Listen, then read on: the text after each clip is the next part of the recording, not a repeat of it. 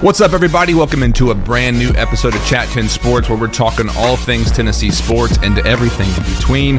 Feel free to chat live with us right now, interact with us, or if you're listening after, connect with us through social media by finding us at Chat 10 Sports anywhere that you are on social. Also, if you're new to us, go to chat10.com and see everything we've got going on. But let's lock it in for a brand new show. What is going on, everybody? Welcome into a brand new episode of Chat 10 Sports. We are live to discuss all the good, bad, ugly, everything in between. I'm trying to figure out my do right here. Had a great workout. Get that hair coiffed. Didn't have any, a comb or anything, but had a good workout. How was your workout today? Oh, it was a good one. I'm not gonna lie to you. This week, as Hannah is gone, I am getting these like hour and a half workouts in. I'm sitting in the sauna for 30-35 minutes. It has been great as far as that goes. Other than that, the diet's actually been on point this week, because the fact I was like, I saw myself like in a picture with a family. I don't know if you do this. You're like, you critique yourself so hard and you're like, we has to lose some weight. Yeah. It had to happen. And so I was like, I gotta get on it at least a little bit this week. At least a little bit. Well, the thing was last week, obviously the holiday. I hope everyone out listening, watching, and everything in between had a great Thanksgiving. I feel I ate my weight between pecan pie, between turkey, fried turkey. Man, we actually. Who fried it? Let's talk about it. So my cousin Andy has a beautiful place south of Nashville now. It is an old, like, basically farm barn. You know, they've converted a lot of stuff, but all that to say, did it Thanksgiving Day. We had 4 total turkeys, right? So you make one of them. Next morning, we all spent the night, kind of crashed there, woke up and made 2 more turkeys that night or that morning. And I got to take one home, carve that puppy up. By the way, if you don't know how to carve a turkey, YouTube it and then go for it. Yeah. Because it's like one of those things, like it's like a cliff. Like, hey, this is gonna be scary for a second, but we're gonna get it. So yeah, it's tough. I mean, it's not a thing that everybody knows about. Yeah. Like, I mean, I'll be honest. Like my uncle or my grandpa has literally carved every turkey for our family. So it's like one of those things. I've never had to do it. They could suffer if they don't know. But yeah, like a lot of us, we've been raised by YouTube. We've learned a lot of good stuff on YouTube. But anyways, let's get back on track here. We are talking all things Tennessee sports and everything in between. Obviously, we're sitting here talking about fried turkeys tonight. But if you're watching on Facebook, if you're watching on Twitter, if you're watching on YouTube, do us a favor and share the show. Retweet it, share it with your friends, text your buddies. Come talk some smack, because we got a lot to discuss between Titans. I'm going to hit my inhaler because Todd Downing somehow is still the OC. But obviously, on the other side, the Volunteers, a lot of drama with college football playoff. A lot of Vols fans are kind of in the wind and don't know what to do with their hands, kind of thing, you know. So we'll discuss all that, but feel free to chime in with the chat. And again, if you're listening with us after the fact, be sure to subscribe wherever you're listening. And then obviously 5-star ratings are always welcomed and appreciated. Mucho Chase, we had a space earlier this week. If you're on Twitter, make sure and keep an eye out for those awesome opportunities to chime in, talk to us, and get our thoughts out there. I know you guys talked about the actual reaction Tuesday night to the ranking. Give me your thoughts and just recap that conversation a little bit of what you thought initially, and then what was brought up and what was the general feedback as far as Tennessee and their placement in the college football rankings. Well, you kind of know like who was going to be 1 through 4. There's no surprise, but then it was the 5, 6, 7 range. It's who you expected the committee to put in there, but I think the big one for us is, why is Tennessee behind Alabama? There's no real explanation other than one blowout loss to South Carolina, who's now moved ahead of Texas, why that's important is Tennessee's loss is against Texas's best win. Tennessee has the 2 best wins overall with LSU and Bama. And this is across national media, was like, they just don't understand. And that's not even something people take shots at Tennessee. They want them to suffer in some form or fashion. So for the national people to be in the perspective of, why are the Vols behind Alabama? Right. It's because but it's not. They're not. That's not a part of the criteria, Gavin. That's the thing. Is like they are shifting their criteria weekly, if that's something new, because it's not. You can't look at it as if they played again. Well, they already did play. There's no if they played again perspective. Like it happened. It's over. That's not part of the criteria. It's your wins, what you've done. You have 2 losses. You beat that team head to head. You have 2 better wins. So Alabama's best wins are against Texas, who they probably would have lost to if Quinn Ewers stayed in the game, and then Mississippi State, who they're barely putting in the playoff picture.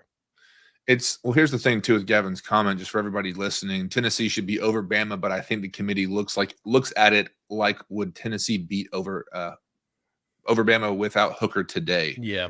I don't think you can do that just because that devalues the entirety of the win of the original upset for the Vols. And again, the biggest kicker for me where I get that perspective is the South Carolina loss was bad. Like Rattler looked so good that game.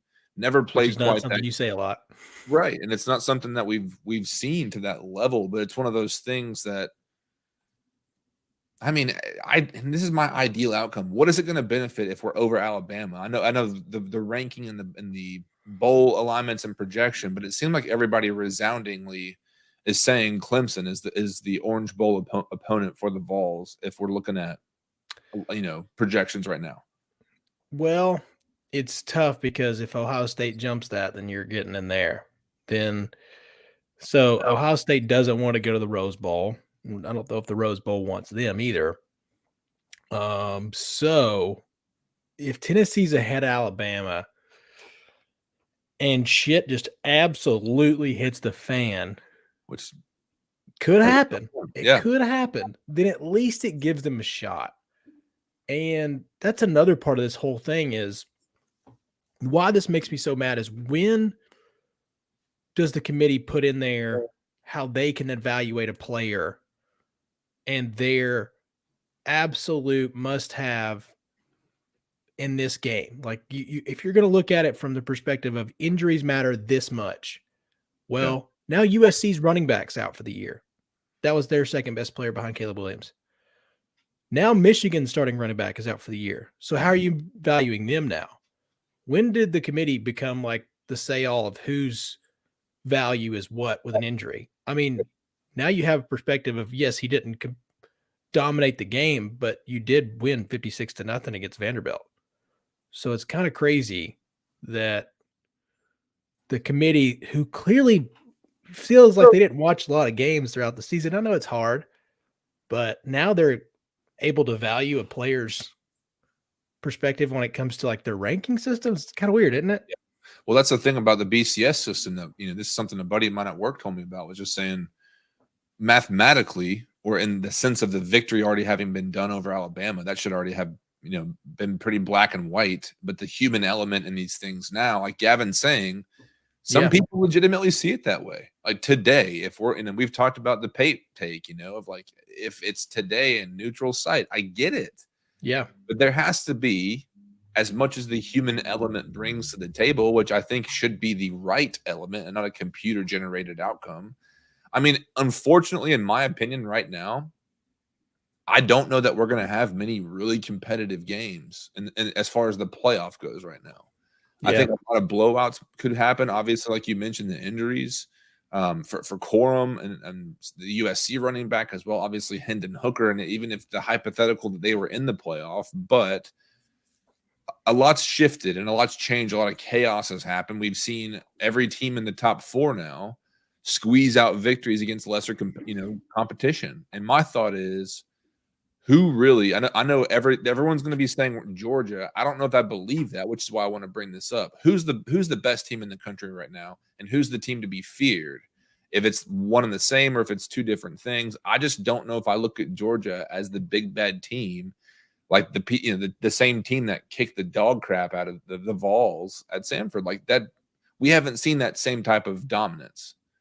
And it's Kentucky, what is it, 16-6 or whatever it was they beat them. It's like, yeah, come on. But again, like a lot of weird crap has happened. I just know it's probably going to continue versus getting, less than. So Chase, who is who is going to be the dominant team, and whether it's the best team that we call it, like who's the team to be feared in the playoff right now? I mean, it is Georgia, but as you just mentioned, like it doesn't really feel like they're just. This is not 2020 Alabama. This is not.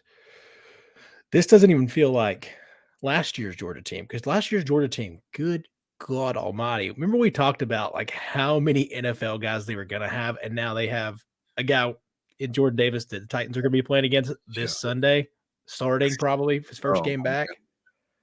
Dude, we'll get in that later on. That defensive front for Philly could have some good run on Saturday or Sunday. Yeah. But anyways, yeah, it's Georgia. And that's the thing is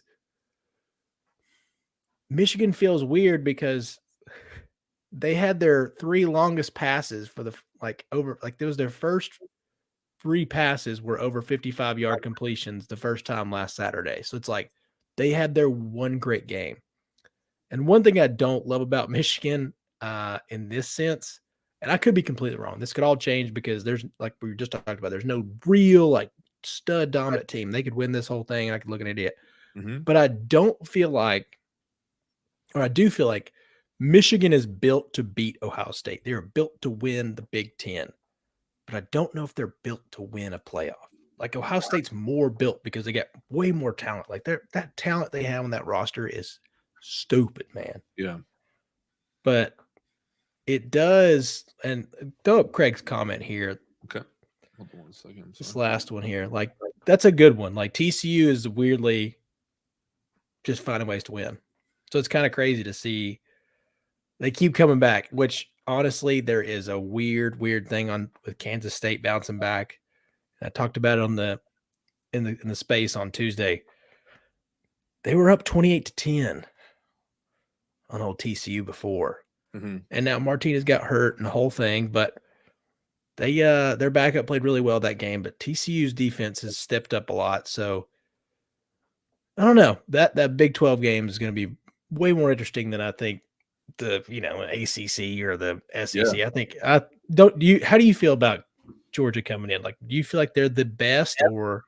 I mean, that's best. I mean, I think they're going to be that perennial, like, they're the returning champion. They're walking into the stadium and their walkout music's going and the lights it's like a UFC fight. They are the Conor McGregor of this thing. But there are other teams that are going to come in and be the Chris Weidman to the Anderson Silva that just they get slept on. I think USC is the team to fear. But to answer your question, Georgia, I don't know, man. They feel beatable, don't they? They do. They seem human, and it's one of those things that, again, we have this like PTSD from how badly they beat the crap out of the Vols, at least for me. And it's like they're a great team, but Georgia fans don't talk quite as confidently as they were after that first week of like, all right, it's a long season. And again, we could talk about this, and I feel like we do talk about this. Any team that goes undefeated, you see how difficult it is for your team to last. And it's one of those things, it's hard to replicate. It's hard to do. So respect to the 4 teams that are in it and undefeated, but it's one of those things that, like, even, and again, Caleb Williams, I don't know, he bugs me for certain reasons, but as a player, he was unstoppable in that game. And it was one of those things. It's fun to watch, but USC has been that quiet West Coast. No one's really stayed up that late to watch all their games or keep up with them. But Lincoln Riley has it, and Caleb Williams. I mean, I think he is a guy that if he gets going, the momentum that he brings for a team, it's hard to stop, because the guys that were celebrating around him after that game, energy was there. You could tell they believed in their quarterback, but he just put on a Heisman performance, which now I think he's minus 2,000 to win the Heisman. But as far as just the ability to put up points, I think TCU, I agree with what Craig said in the comments. I got to catch up on some of Gavin. TCU is a joke. They aren't built to win. Michigan will smack them. I do think there's going to be some smackings in the first round, depending on how this thing shakes out. But yeah, as far as overall playoff, now that the Vols are in the 7th spot,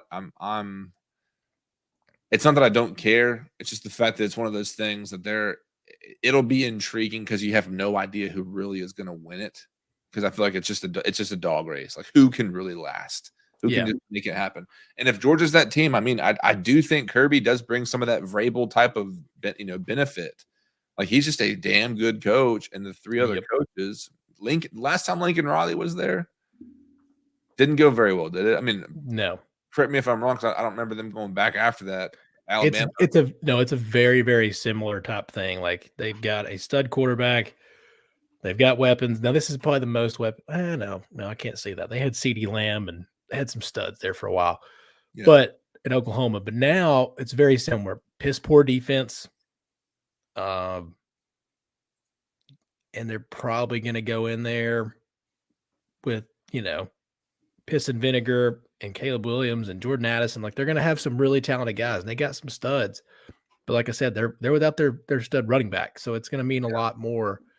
I will say I do think Utah's kind of built to beat them again. I think they're going to have some opportunity to take them down on Friday night. And Utah, this is not the same Utah where you see a bunch of Samoans lining up on the front defensive line. They've got a few guys, but this is not the same team.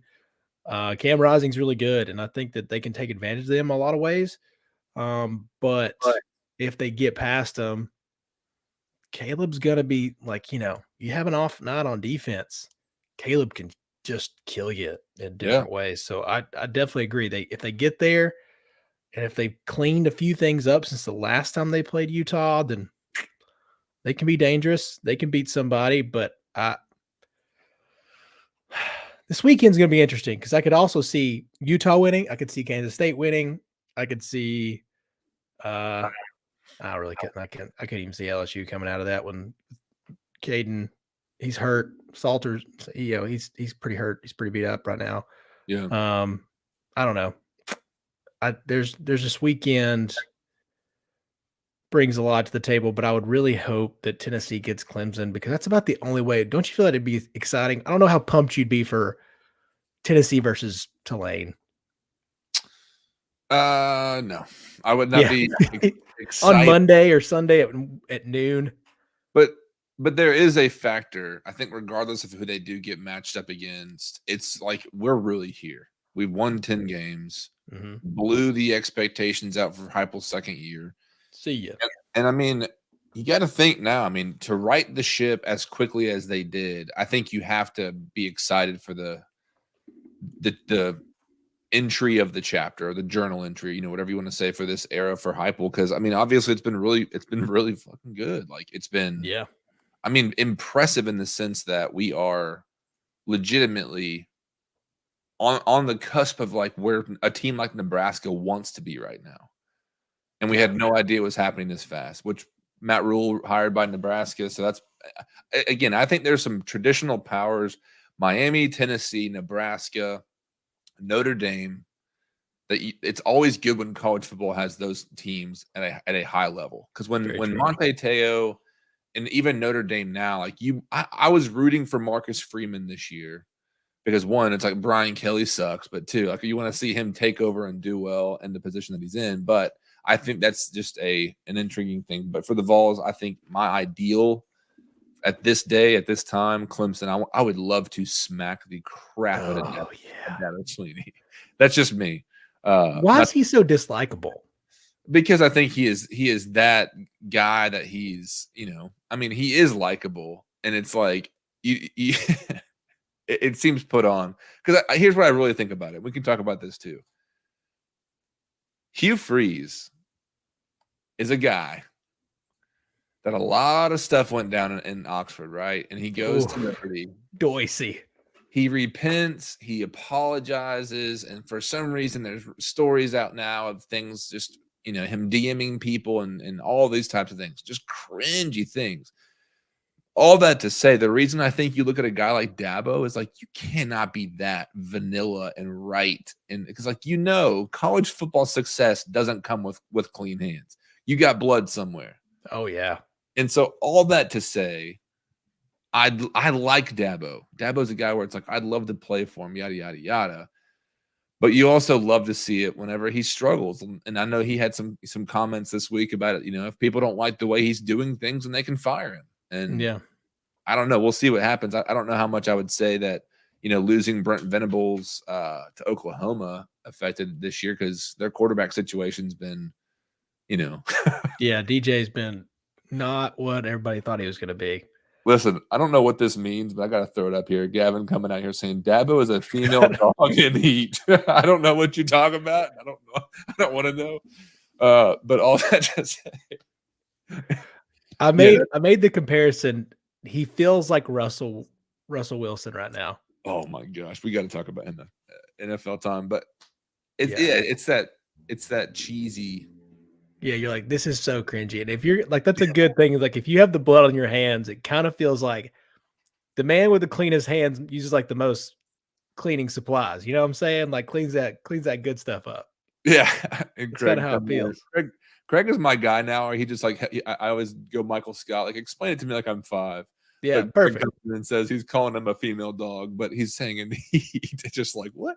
Anyways, I do want to talk about as far as kind of obviously, I don't know how the Vols basketball season's going. If it's something I had a conversation with someone at work today of the game last night. Obviously not edge of the seat kind of stuff. But what is the expectation as things get heated up and kind of what you're thinking for the Vols this year? This is a weird roller coaster because the first 2 weeks of the season, you're like, I don't know, man. I don't really know about this team. They turn the ball over a lot. They shoot way too many freaking threes, and you're like, oh, this is going to be exhausting. They shot 40 threes in a game one time. And, then all of a sudden they turn around and they go down and they win Atlantis. They beat Kansas. They beat your reigning champs. I know it's not the same Kansas team, but it's a dang good Kansas team as far as talent goes. They reload every year. Still have Bill Self. And Tennessee goes down there and just turns into that unbelievable defensive team. Mm-hmm. They lock everybody up. And it's just they don't have to score 80. They shut you down. Oh, absolutely not. Like he's not even close. To be honest with you. He keeps. Yeah, don't even, Craig. I get it. Yeah, your team sucks too. Okay. Carolina's awful. And I said that at the beginning of the year. That was my big thing is like they got hot at the right time last year. And a great comparison I heard today on Titus and Tate was it feels like Carolina had to be the chosen ones. They were a gift to take down the devil himself because they probably made a deal with the devil himself to destroy Coach K. And that's how they had to do it. They had to sell their soul and be good for basketball for like 2 months to beat that man and destroy him, make him get out of this league because of him twice. Beat him on his last night in Cameron Indoor and send him home forever. And you know what that turned into? A horrible 2022-2023 season. They're not good. Like, I didn't think they were great last year. I was just like, it's a perfect matchup situation. Yeah. And boy, is this bad. But anyways. Yeah. Tennessee is good. It is something special to see the up and downs of Tennessee basketball. They're going to lose some games they're not supposed to. And as Craig mentioned, the offense is very concerning. Yeah. The defense is just so good that they'll figure some things out and they'll win a bunch of games they're not supposed to. We don't have anybody that can just go get a bucket. That's the biggest thing I worry about. Sounds like a team that we know out of Nashville that we'll talk about on the latter half of the yes, show. It is. College basketball quickly approaches. I do want to make sure you guys know this. We will be utilizing Twitter Spaces to have really any type of reactions, conversations. And I think Chase, obviously you could rant about that stuff and invite all the people in. What's cool, in case you don't know, in case you're listening or watching with us, Twitter Spaces allows you to come into the space and turn your mic on your phone. It's literally like a dang phone call. It's pretty sweet. But you can chime in, ask questions. Obviously, you can control us if you want to control us. Always got to invite those people in. But we'll be doing that as time progresses. And we've also got some awesome things in the works that we'll be announcing too here with Rainey Vol and Austin B and others from Channel. So keep an eye out for that, because I know that they are coming around and we're going around their stuff as well. So we might just make it official and announce it here soon. But all that to say, any other topics as far as college football before we officially? I know we're kind of said what we need to say as far as college football playoff. Yeah. I mean, where are you at as far as excitement level with who they get paired up against, as far as bowl seedings and things? It's one of those deals, like if you get the Orange Bowl and you get Friday night and you get Clemson, that would bring a lot of excitement. Am I pumped about Monday noon versus Tulane or something like that? Probably not as much. Well, I'll watch. I'll be in. Yeah. I won't be sad. It's a New Year possible big bowl. And if and Craig mentioned it earlier, if LSU wins, then they probably bump Tennessee out of a New Year's Six bowl after all that. So that's another weird possibility of this whole thing, but I don't think that'll happen. Yeah. But anyways, there's a lot of excitement. I think it's really good. I mentioned this on the Spaces on Tuesday. Is I worry if we'll have anybody sit out, and I don't think there's a ton of guys, but guys like Jalen Hyatt, if they sit out, you're like, man, that kind of blows. But we'll see. I think it's going to be a really good weekend. I think the ACC, there's not a whole lot to it. It might be a pretty good game. But the rest of them, Big 10, Big 12, there's possibilities there. Purdue could match up with, I don't think they're great, but Purdue could possibly make it interesting versus Michigan. USC Utah on Friday night, it's going to be a blast, dude. I think that's going to be another good one. So hang on for that one. It's another close spread. I do like Utah plus the points.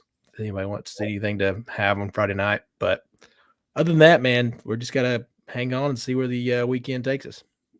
I know I'm at the point right now. I'm excited for bowls, but I'm also very sad that college football is coming to a close. It feels way too fast, right? Dude, this year, can you believe it's December 1st today? No. What the absolute hell? I want a refund, but no, it's been a wonderful season for the Vols, obviously. And I do want to talk about some things. I know Gavin threw up here. Deion Sanders is a coach that's getting conversations left and right. I'm going to throw this up in the chat as far as Deion Sanders reportedly down to Colorado, Cincinnati, and USF. I don't know. I don't know where I stand with Deion. I know that what I see out of him, sometimes it feels like a caricature. Sometimes it feels like it's put on. It's prime time. It's a gimmick or whatnot. But I think he obviously, with the backing, and I don't know how much you know about this, Chase, or how much this is a thing, but how much Portnoy and Barstool kind of backing, I don't know if it's through NIL deals or whatever for Jackson State, but they've obviously had some people go down there and through recruiting, but also the idea of him going to Colorado, Cincinnati, or USF. I could see him easily staying in Florida and having that same. I mean, Florida is an incredible pipeline state that we all know about from NCAA 2014. If anyone played a mode where you're recruiting actively throughout the Southeast, and I think Deion should stay in the Southeast until an SEC job comes open that he can just kill it. I thought people were having conversations of him in Auburn, but it was one of those things that is Deion really ready for an SEC school? Because obviously, I don't know. There's a ton of openings right now. I don't know, all the situations, but I don't know why Deion would want to move so quickly just to get to the next program. But it seems unless he, so that Gavin brought up, he says his best options either Colorado or hold out for Mizzou or an SEC job. To answer your question first, Trey, I don't know if he's ready for an SEC just yet. I think it'd be a really good idea. I do think he can come in and recruit, and I think Deion's pretty damn smart, and he'll figure out getting the staff and all that. But if he went somewhere like Colorado, and I'm with you, I don't know if it's the best option here, but Colorado is a spot. If he turned them around, like you're talking about, like maybe the most beautiful state campus in all of college sports. And then just where you're at, like it's amazing up there.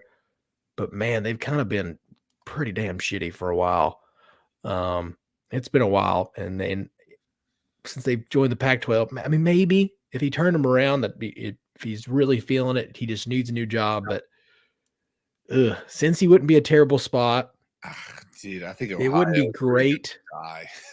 I just don't know if any of these are just like rocking, you know? And that's why I think that Florida school, I mean, if he's going to make a move, I do agree with the latter half of what he's saying is just to wait it out because a better opportunity is going to come since he's a better job, Craig says, than Colorado. But it's one of those things that, and Steven Snyder, too good to see you here tonight. Alex Golesh is on Cincinnati's radar for the head coaching job.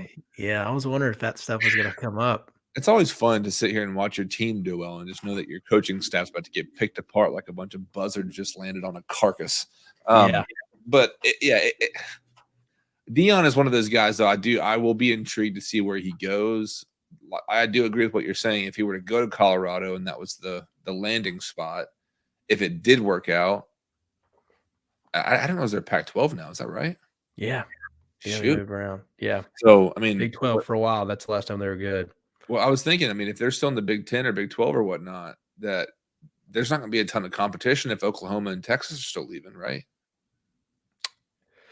Oh, yeah. I don't know what's the whole realignment thing's got me up in. Yeah, I forgot. I don't know what happens after that because now I feel like UCF is going to the Big 12 or something like that, and then there could be some weird realignment. I don't know how that's going to work. I'm just thinking if now that I know that they're in the Pac-12, it's a little bit less desirable to have to go play Lincoln Riley every. Yeah, because I mean you're going to be playing them for the next. I mean Caleb Williams is not leaving for another 2 years or next year, I guess. But yeah, all that to say. But speaking, just to transition this here to some NFL, I do want to talk Titans. But speaking of coaching jobs that are not even open, but we're somehow talking about them right now, is Mike Vrabel, Joe Rexrode from The Athletic putting out a piece about the hypothetical situation of why Mike Vrabel could be intrigued by an Ohio State job offer if that should ever come. I was a little bit taken aback of just thinking, why? Yeah. Why are we having this conversation? And I like the creativity. I will say that much. But in my mind, Joe did make some good points in the sense of, you are the GM, you're the head coach, you make all the decisions, you have the keys to the Ferrari, which could be intriguing. You potentially could make more money at that level. I don't think of it that way in the sense of the opportunity. I think Vrabel made his name, not at Ohio State, but in the NFL. It seems like he wants to coach there. I don't know if you had any thoughts about the whole Vrabel hypothetical situation, because I'm a little bit dumbfounded by it, if I'm being straight. Yeah, it's amazing, like the expectations that you are if you're Ohio State, that Ryan Day's only lost to Michigan twice, and that's it. And you're going to fire him. Like, we can't handle this guy. Do you understand? You people are so spoiled. You don't even know pain. You don't even know. God. You don't even know pain, he said. You don't know pain. You lost your rival twice. We've been beaten by our rivals for like 30 years, it feels like. I came out of the womb getting beat by our freaking rivals, dog. I don't even know. Let it out, brother. Let it out. This is a safe space. Jesus. But no, it would make, I think Vrabel is an NFL guy through and through now. Like, maybe if something were to happen, he's just like, man, the Titans had, I want Vrabel around forever, to be honest. I think he's a douche canoe sometimes, but he's our coach, He is. I don't know. He's our douche canoe. If he decides to call it and it's like, we had a couple bad years, I want to go on to college later on, and maybe sure, but I don't see any sort of possibility nowadays. You'd be crazy. Well, I want to poke this hole in the tarp about it and just let the rain fall out over us. If Vrabel goes to Ohio State, I am done with him, says Gavin Jones through Facebook here. Here's the reality of the situation for the Titans, just to take us back onto the team, because Vrabel is the thing right now that is holding this team together. And we have to acknowledge one thing. In the hypothetical reality that Vrabel leaves the Titans for whatever job, this team is drastically different. The dream is over, because how many coaches realistically could go out there and take what John Robinson has produced as far as talent and roster and personnel, That's what I mean. I genuinely think without John Robinson, Mike Vrabel does not get the head coach of the year job the award last year. Just because he's taken shambles and all that stuff, because Vrabel is the thing. I think people have started to recognize that. We've talked about it. Somehow the team is still 7-4, even though this offense seems like it's just cheeks on cheeks sometimes. But I don't know what you think. I think this team is, again, not even if Vrabel goes and I'm done with him. Obviously, he'd be done with us, but we would be in a bad spot. What do you think, Chase? Oh, yeah, I'm with you. Like, is there anybody to compare it to? Like, I'm trying to think. Jonathan Taylor and Saquon haven't been healthy enough, I don't feel like, to make the true comparison. But, until this year, the Giants finally, Daboll became a really good coach pretty fast too. I'm just trying to think, is there anybody out there like that's compared? It's like I'm trying to think of a basis, like a pretty good quarterback, really great running back, maybe some defense, but I don't know like, because it's not the most overall talented roster. That's what I'm trying to figure out is who's another coach that's done anywhere close with more or less, Oh, I mean, right now, I mean, you could make the argument as far as coach of the year for Mike McDaniel, but it's like they went after everybody this year. Yeah, they got speed. Yeah, I mean, but I don't think anybody else really holds a candle right now. I mean, Craig says the Vikings, maybe. The only thing is we don't have Justin Jefferson or we don't even have Adam Thielen right now. Yeah. I mean, I don't know.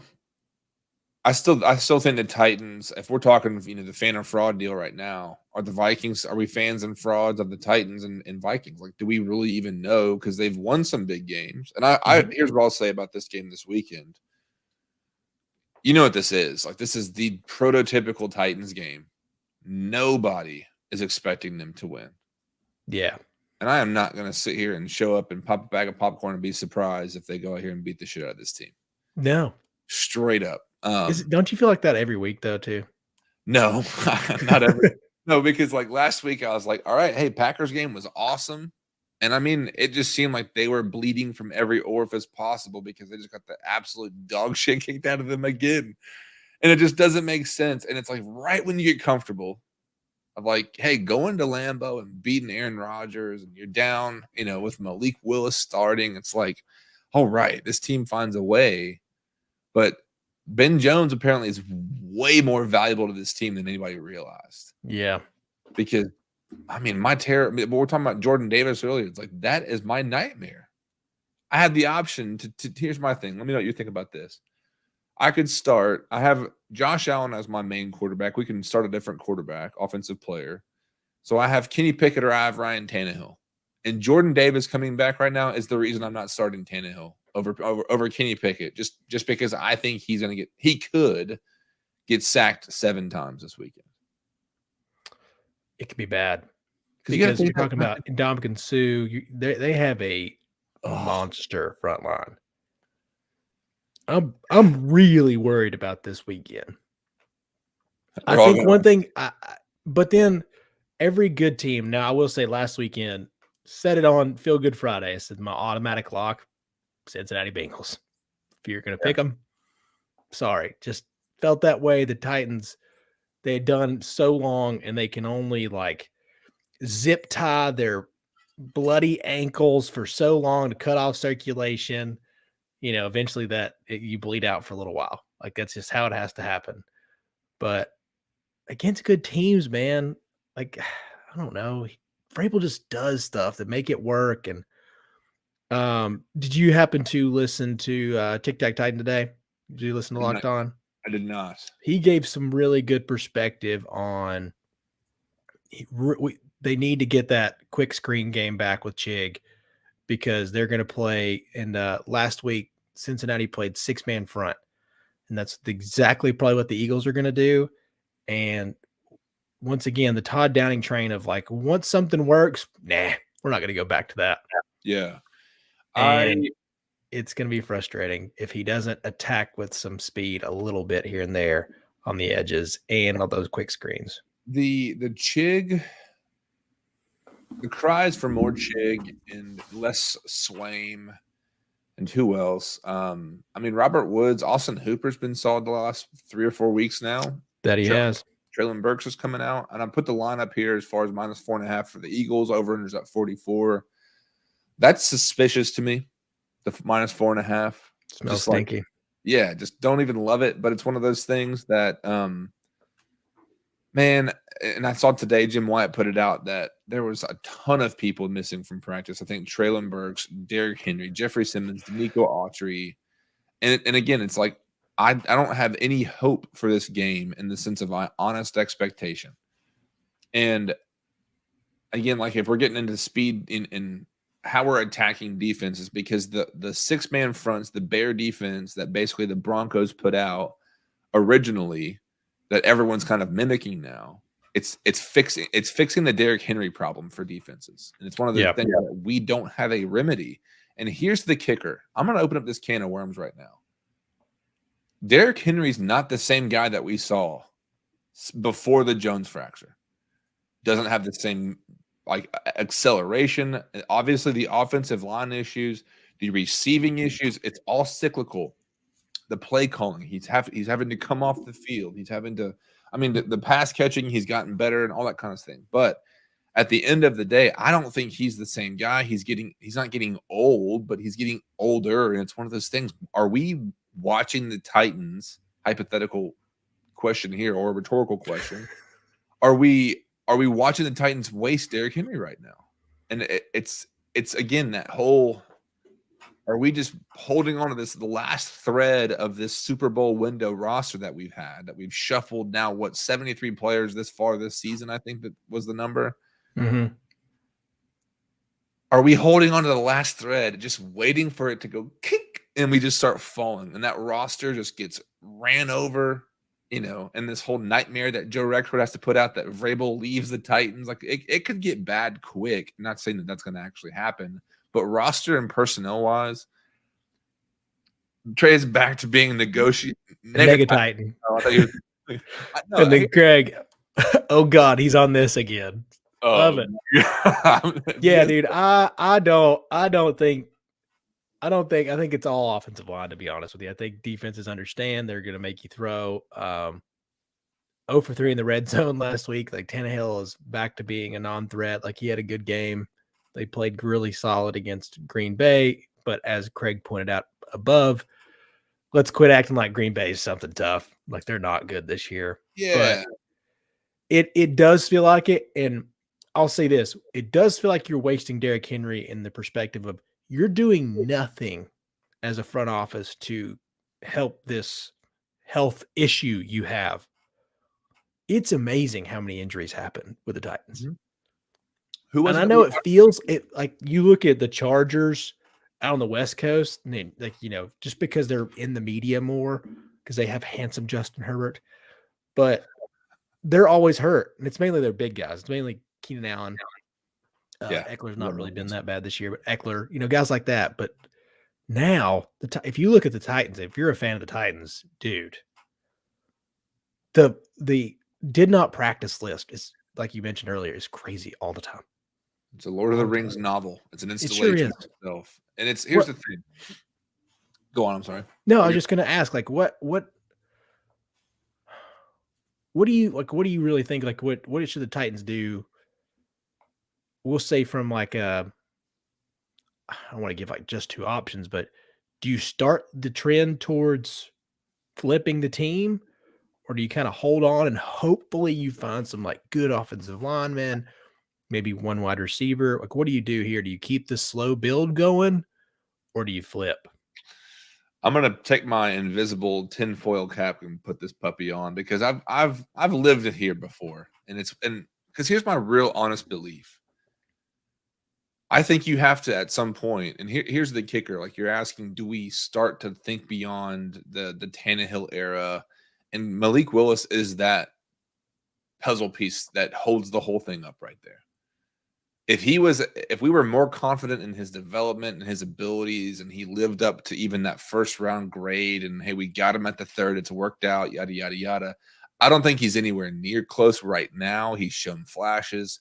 The lack of talent around him doesn't help. The lack of an offensive coordinator making terrible decisions and play calling, things like that, as well as off the field. But all that to say, I think if you were to go out, and I know this is another topic we could get on, but Deshaun Watson had to be made officially on the roster, so they cut Josh Dobbs. But this offseason, there's a lot of really good available running backs that you could get potentially for cheaper than what you're paying Derrick Henry. Tannehill, there could be some free agent guys that, again, you're not looking for a guy to come in here and beat Aaron Rodgers. And I agree with what Craig said about the Packers, about Rodgers, but it's a big deal for the little old Tennessee Titans to do their thing as well as they did. All that to say, I don't know. I've seen people even on Sunday putting up photos of Aaron Rodgers in a Titans jersey saying soon. And it's like, God, are we doing this really again? Like, but I think maybe I do think if you're going to put the asterisk next to Malik and get a backup or a mentor or someone who can be that guy, it's going to be a soft or a moderate rebuild or whatever. But I think it's going to happen probably sooner than we realize. And again, I don't want to just shit on Derrick Henry. I think it's for his size, he gets hit and falls really easily, which has been a criticism of his for a long time. And again, I get it. I'm not trying to say, and I agree, the offensive line issue is probably a bigger deal than a lot of us think offensively. But all that to say, Chase, you're a stout guy. I'm a pretty big guy, but it's one of those things. If I were to lean into somebody or you were to get hit, like you're going to take the brunt and not fall over. And he seems like he just goes, ba-dink. But all that to say, I think this team right now is in a position this week to be able to go to Philly. I think it's going to be one of two things. It's going to be a close, and it's the similar game that Corey Davis touchdown catch from Mariota at home when we beat the Eagles. I think it was after the year they won the Super Bowl. And it was a huge upset. It's going to be a close, tight game, or they're going to get the crap kicked out of them. And here's a great thought from Craig. I really like this. You tell me what you think about this, Chase. And he says, hear me out for those listening, Jimmy Garoppolo. Because what are they going to do with Jimmy when Lance is healthy? Are they going to commit to Jimmy or are they going to commit to Trey Lance? And I think that's I mean, they drafted the Trey Lance as the guy. I don't think they're going to just cut bait for old sexy looking Jimmy Garoppolo. No. Do I think they should? Because you can clearly tell they play better. I know it's short stint. I'm just saying Jimmy came in and just did wonderful things. But he's solid. I honestly, I just feel like he's very close to the same tier as Tannehill. Guess he's a lot less money. And he would work. He might be like just a step, just a notch above Tannehill.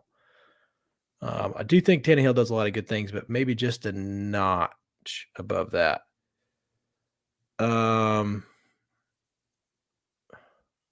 You'd have to get some things. Like, he's not going to solve a lot of problems, do you feel like? No, I just think I think it would be as far as controlling the controllables and the drop off from Tannehill, because I don't know. I don't think Tannehill's going to willfully take some pay cut. No. At this point in his career, he's going to get every dollar he can. It's fun. Jimmy G is a better looking Kirk Cousins, Gavin says. And again, like, I don't know if I believe 100% as good as they are, but they're a winning football team right now. And they're winning very, they're having a lot of fun with these videos and these chains and stuff like that. So obviously Kirk Cousins is not this pushover anymore, in my opinion, at least. No, Kirk can play, man. Yeah. Like, I know we shit on Kirk Cousins a lot. And it's a fun joke. It's kind of like the Nickelback thing. Yeah. But Kirk can fling it, man. I know he's not played great, but the guy can play. Yeah, I agree. Craig prime time, I should specify. Craig coming in here saying Jimmy G fits what the Titans do, and you can say what you want, but he wins. San Francisco hasn't won without him. San Francisco went to the Super Bowl and 2 NFC titles with him. That right there is a resume builder if we're talking about what Jimmy has actually done. So I don't know, man. I feel like I've said this the last few seasons. I'm like, we're going to see how good John Robinson is, and he's disappointed us. So that's my concern of like, what direction is this team going to go in? Because either he's going to like white knuckle the thing and make sure that he holds on to this until it's just and it all implodes and goes. Maybe he goes full Jim Irsay, and all of a sudden we've got Eddie George as the head coach. Even though Eddie actually has some college head coaching experience, but TSU baby. Yeah, not to bunny hop and get all over the place with this thing, but I don't know. Gavin saying Hendon Hooker coming off. We're a long ways away from that, big dog. Yeah, but I did see. I will say this. Maybe we can get this conversation going. But Jalen Hyatt was mocked to the Titans. I think at mid to late 20s, and I just drooled all over myself for 2.5 hours after I read that. I will say this: I would like Jalen Hyatt would be a great pick there. Another one for me is if the Titans could get Josh Downs from North Carolina. Dude, he's not Tyreek Hill, but it's like that's how they use him like that. He's a jet sweep guy. He's a guy that can go get it. He's smaller, just stupid explosive. I think they need somebody like that. And that's what Hyatt or Downs can get you. Hyatt clearly being taller, longer kind of guy, just pure speed. Downs is more the quick guy that can do a lot of different things, great route runner, but yeah, either one of those. You need explosion. If you're the Titans, you need to go draft that ASAP. And wide receivers we've seen clearly can come in and do great things early. So that notion's kind of gone nowadays. Like you don't have to wait on them like you would a quarterback, as Craig mentioned earlier. It's like the Titans are too good to fix their quarterback with a high draft pick right now. I don't think it's a quarterback problem, but what I think is if we're talking about the idea of them self-destructing the roster and starting to make some big changes, I do think the offensive line is a bigger need as far as depth and so on and so forth. But if they were to let Tannehill walk and Lawan's going and you free up money and Henry's potentially gone and you're leaning into a pretty solid young receiving group with Treylon Burks and the hypothetical Jalen Hyatt out there, and say you go find somebody to be that third guy or whatever. I haven't read these comments yet. Oh, they're good. They're good, man. Oh, the boys are firing with us tonight. Yeah, but I'm just thinking that you go out and get a quarterback that could sling it quickly and you can throw some screens. But I think this is the time just to cut Downing, cut Tannehill, cut Henry. Lawan's probably retiring, but there's a lot of people that got to get paid on this roster right now, and you got a lot of people that are taking a lot of that payroll percentage and whatnot. And you want to put that towards the defense, don't you? Yeah, well, I mean, Jeff Simmons is priority one, but I mean, there's other players because David Long Jr., man. Yeah. If I'm going to throw some shade at John Robinson for the negative, he has hit gold with David Long. I remember him coming out from West Virginia, and a guy I knew saying, "Hey, this guy is a dog," and he has lived up to that since the day he got in town. But Brock Powers, baby, y'all are nuts out here. But I'll say this: I do want to address the AJ Brown gaslighting and victim mentality that he's putting out now. Dear AJ Brown, if you are by some chance listening to this as a Titans fan, and as Chase over here is a Titans fan, nobody hates you, man. Like I am tired of hearing this woe is me bullshit of acting like you didn't account for anything that happened, whether it was the draft trade night debacle and what he's done since then. It's like he legitimately blacks out when he starts tweeting and starts shit talking about how our receivers aren't open. And then whenever he fumbles 2 straight weeks, yes, we're going to throw the negative. Bingo. We're going to throw the negative at the guy, but we're also going to give him credit because the reason we love to hate on, we don't hate the guy, we love to hate on AJ Brown is because he is as good as we know he is. Like, yep, he is that dude. He's not our boy no more. And it sucks. And it's like the girl that got away or the guy that got away, whatever wherever you're watching from. But it's one of those things like, AJ, do yourself a favor. Focus on the game. Get off Twitter. Stop talking about our team and talking shit. Because it's like, how many times you hear people bringing up to Vrabel, y'all having fun? Yeah. Okay, I get it. Maybe Philly's just having a whole different level of fun. It's Philly, it's a circus and dumpster fire all at the same time. I don't know if you have any thoughts. I just about threw up though when I heard him saying, "Man, they love to hate on me and how he's this victim now." It's like, time out, man. Yeah. Dude, he is really falling off the old mental wagon a little bit. Like, I don't get it. Maybe AJ Brown looks at the Titans as like the perfect all-around girl. Like, Philly is the hot, sexy new thing in town. I mean, you got an absolute dime piece. But she a little crazy. She's not a little crazy. She's a little crazy up there, you know. She's got a temper, you know, Philly fans. Down here, you know, we're a good Netflix night. We'll go out every once in a while. We'll have a good time. We'll get some dubs, but most of the nights, you know, we're gonna cook in. We're gonna get some good rest. We've all been to Broadway too many times. We're gonna keep it easy down here. Yeah, Philly, you're going out to nightclubs. Your girl is balling. She's a smoke show. She's crazy. And she could implode at any point in time. But here's the thing. He missed his stability. I think AJ, I agree. I think the idea of Philly and hot and sexy being in the same phrase is just hilarious to me. But I think Philly is about to show, if we're playing that figurative analogy there, of this crazy, potentially crazy. Fans know now. You know, Titans fans popping in on Eagles and AJ Brown's comments saying, "Hey, we tried to tell you guys." And I'm seeing Eagles fans more and more saying, "Hey, this guy just needs to shut up and play. Yeah, go out there and hold him to the ball and all that kind of stuff." Anyways, not to make it the whole thing about AJ Brown, but can I? Oh, go ahead. Yeah, finish that. No, go ahead. I was going to ask you another one. Great from our boy from Locked On Vols, TikTok Titans. Love that, you dude. I heard this the other day. I didn't get to finish the whole pod, but I heard this part.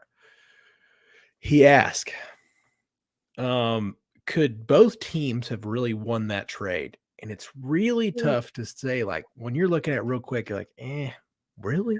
You know, but then you look at it. In that trade, you get this is a long-term win if it is for the Titans, right? Clearly Philly did a great job in it, so they both got a dub there. But you get Treylon Burks, NPF, who's one of the top 5 rookie, maybe overall offensive linemen. And then Roger McCreary, who's one of the top rookie cornerbacks. Not wonderful. None of them are just star-studded, but you've seen potential out of all of them. And if they all develop into something, do you think both teams could have won out in that trade? Because it did seem very one-sided for a while. Yeah, I think it's definitely balanced out in the sense of, I mean, Treylon's right on track statistically. I know a lot of people are sharing that stuff right now as far as I think they're right in the same neighborhood figurative, you know, as far as stats and figures go. Treylon seems to be a leaner, little bit faster, big body receiver like AJ. Mm-hmm. And his ability to catch the ball and just move. Because a lot of guys in this, Robert Woods did this. Maybe it was Robert Woods. I don't want to throw shade at him completely, but maybe it was him, and he caught the ball and just fell down. And he had space to go. And it's like Treylon is really good with the yak yards. And NPF and I think McCreary both have been kind of baptized by fire. And sometimes that goes well and sometimes it doesn't. And I still think AJ Brown, I think he still has a lot to prove. Like, I know he's having a good year. He's having probably I don't know if it's all pro or if it's Pro Bowl level, whatever. We'll see. But he is a great talent. I don't know if he's as great as he probably thinks of himself or as people make him out. I don't think he's top 3 or top 5 as far as like other receivers in the talent around this league right now. But yeah, I mean that's a great point, because I think a lot of people thought. And again, if Treylon wasn't hurt in the turf toe issue, mm-hmm. I don't think we would have been feeling the receiver issue as much as we have been, because since he came back, Austin Hooper, again, like it seems like it's all kind of helped out just having that threat. And the more that we see Treylon, the more that we see people and defenses need to be taking him accountable and making him accountable as far as coverage. Because mess around and find out if we want to keep it PG. Like go ahead, But no, that's a great point, because AJ's worth a really good question. Yeah. I mean, did you land agreeing with him saying like, yeah? Yeah, when you look at it from the perspective of long term, yeah. I mean, like right now, clearly, Billy's probably the best overall team. They have the best roster, probably Mhm. overall, and they're playing like the best team in all of football. So it's hard to say. And then AJ's played amazing. He's had some monster games. He's been a stud. But he's still kind of a bitch. But yeah, it's one of those deals where I think in the long term it really might work out. Really might work out because if MPF winds up being a great offensive lineman, and I think it's records say otherwise. We'll say that.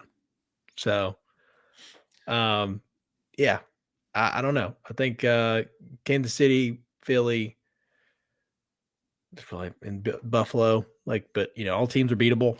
Yeah. It's going to be an interesting weekend this weekend. I'll say that. Well, here's something I want to bring up, and I agree with Craig coming in here. Tyson Black, we see your comment there. We'll get to you in just a second, brother. But Titans were never paying AJ's asking price.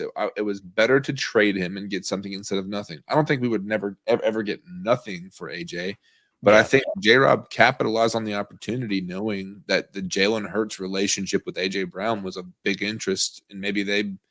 Again, like time will tell, but right now I think you have a few good pieces that you can really rely on. And I think Traylon already, I feel like he's living up to a first round pick. So far, so good. Knock on wood, don't jinx anything. But and I'll get Tyson Black in here. I think we're going to look back on the trade in about 2 to 4 years and realize that we actually came out on top. Maybe not by much, but still think we'll be happy we did. It's not often that you see trades like that, really, which is I think is a great point. Yeah. It's either one-sided or it's the other side. But yeah, I mean, all that to say though, it's what were we talking about? I wanted to touch on just kind of matches. You were talking about the defense for the Eagles here.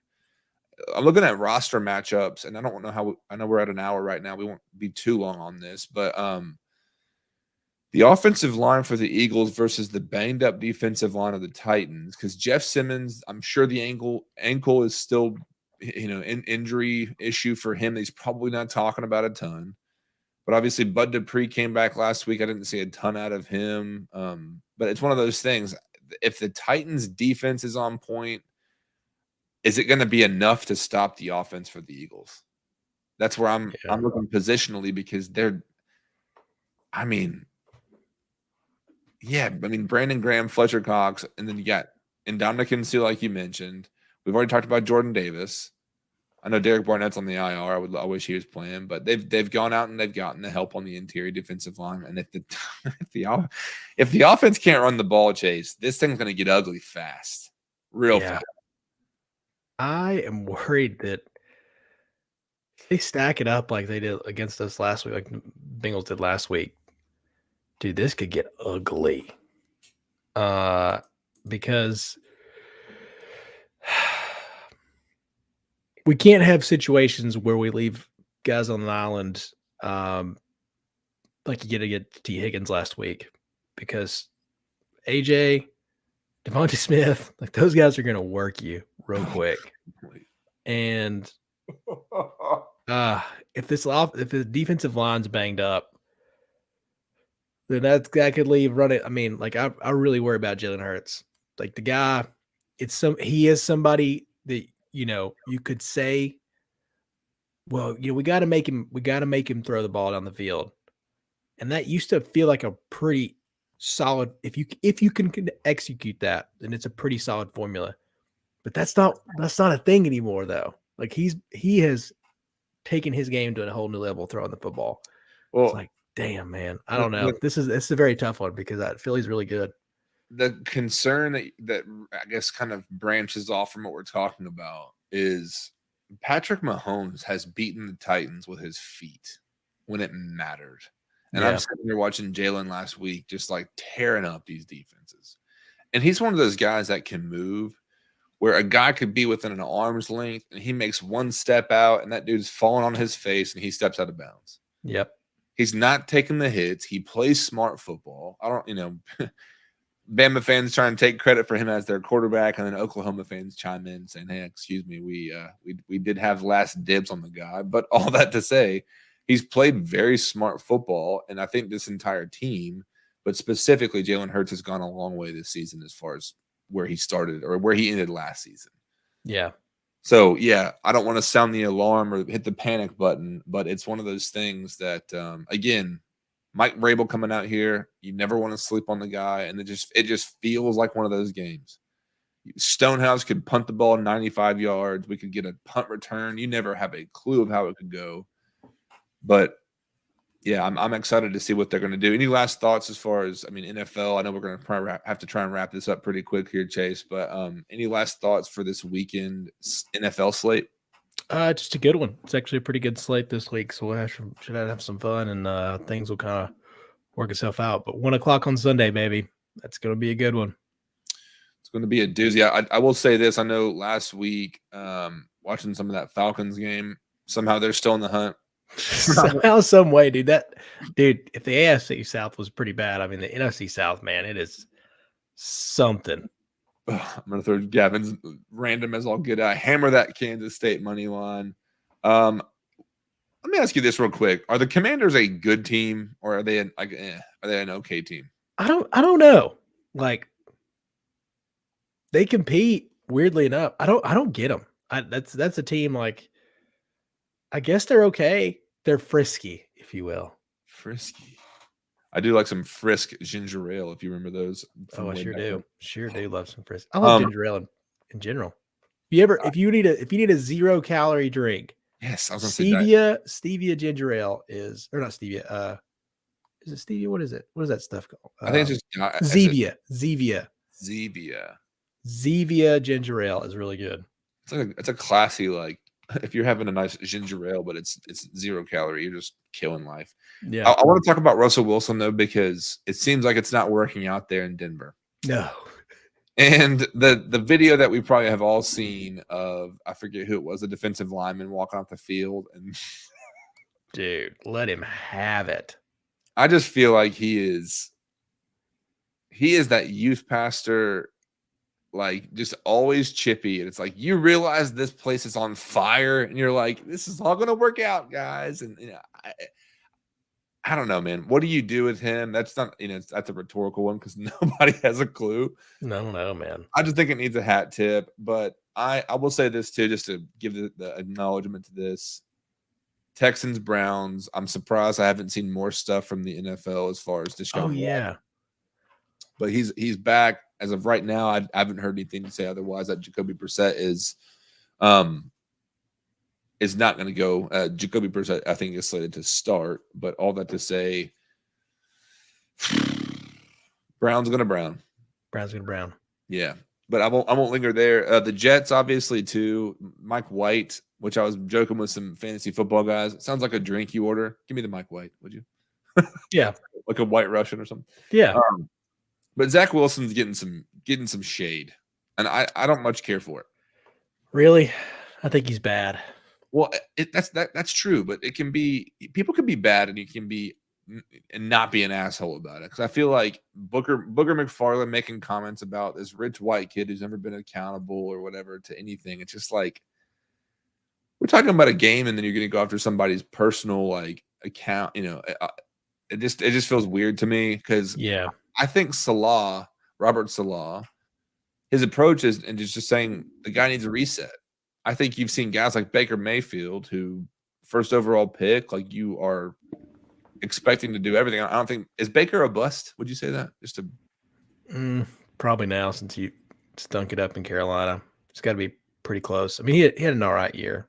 The drop off was pretty big though. But yeah, I just think for guys like Zach Wilson, this is my stance on the whole idea of drafting a quarterback high is you are banking so much and wagering so much on this kid. Yeah. And it's just, I don't know. I feel like I don't know. Zach Wilson's in an interesting spot. But all that to say, I think somehow the Jets are still in the hunt, as far as that division in itself. But you guys are going after Baker out here. He's in a bust, but Zach's bad. Zach's bad, and he really missed an opportunity to be like the good quarterback and not throw his defense under the bus and like take a heavy accountability.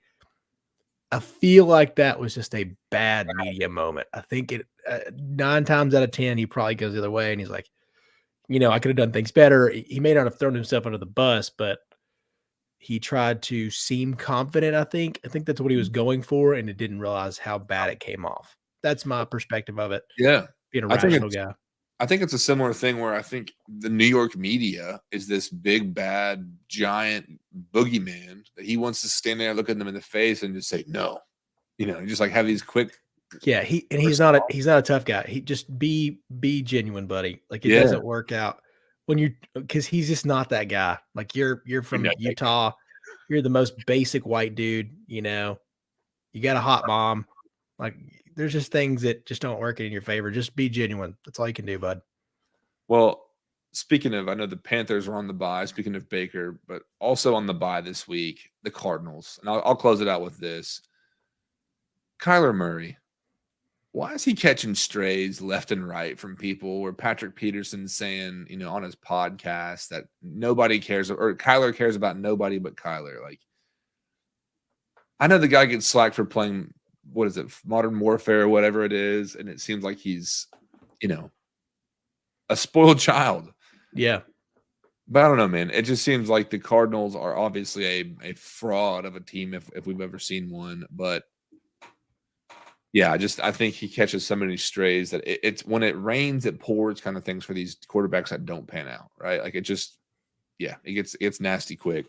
Yeah, it's a tough spot because Kyler's like so much fun to watch. Like when he's good, when he's on one, he's so much fun to watch. But it doesn't sound like they love like the person. Like he's clearly a good quarterback, and it's. He and Kingsbury, that was not a great fit in the NFL stage. It didn't make a lot of sense. I think Kyler can be really good, but I don't know if he and Kingsbury are the right fit. If he went somewhere else, maybe. But yeah, boy, because you see it like the speed, the quickness. There's nobody like Kyler as far as quickness goes, and that dude can freaking sling it. But I don't know. It is stuff. It is one of those things that football-wise, offensive schematics, I know he was throwing the coaching stuff under the bus saying that they were schematically effed or whatnot, but I'm thinking Kingsbury and Kyler Murray makes sense for the sake of, hey, you can have a killer offense, but the personalities just seem to clash. And that's where I think Kyler, sometimes he deserves it, but he gets a lot of crap for it. Craig coming in here saying the Cards should fire Cliff. He should have never gotten that job to begin with. He was fired from Texas Tech and then got an NFL job. Never made any sense. Strange. Hey, let's say it. Let's be honest about it, guys. Gavin coming in here throwing some credit, saying I give Trey a lot of crap, but I'll give him credit where it's due. The Jags are looking like they could ruin our season. Be honest, man. And I'm just kidding. It's a work in progress.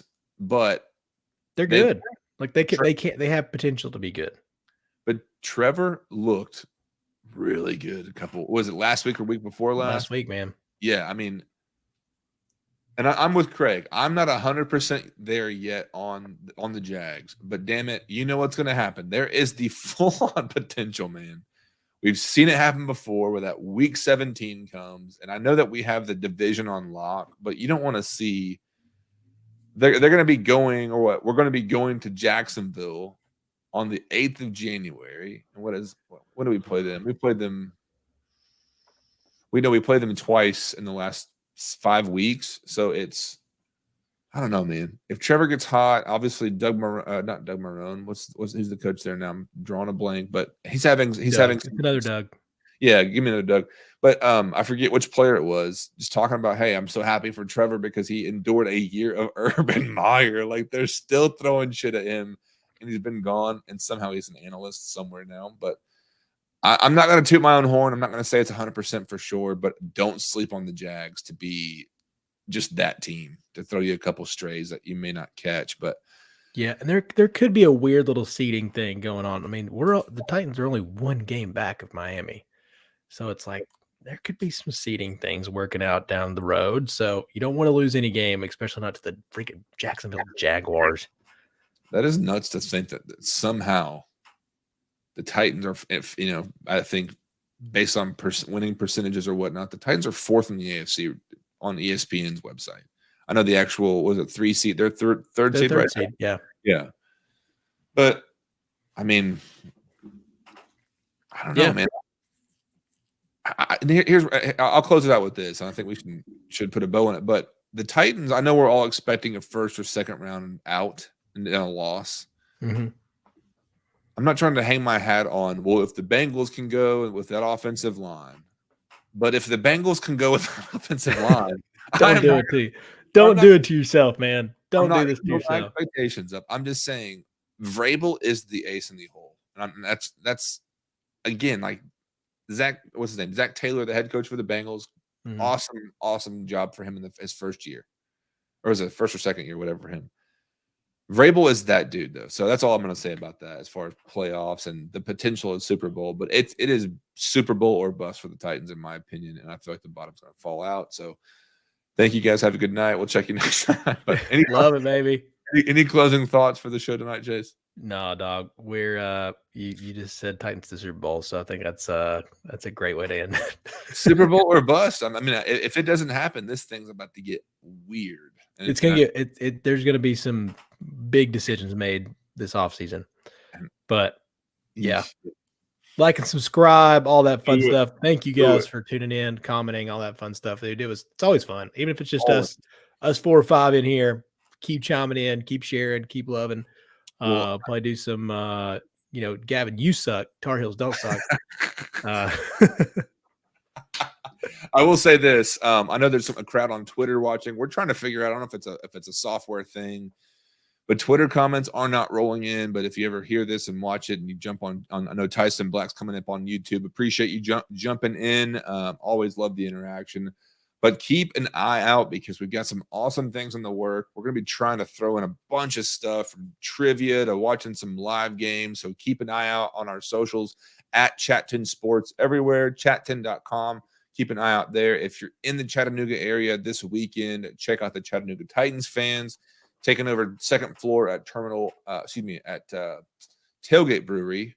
Gotta go back there and get some more of them French fries, man. Those waffle fries are good, bro. But yeah, like Chase said, subscribe, thumbs up, do everything. And if you don't mind, share and invite some friends to our social media pages. As always, appreciate it.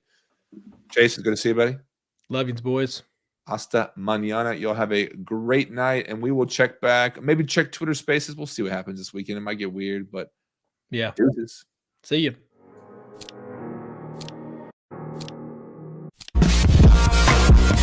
What's up, everybody? Welcome into a brand new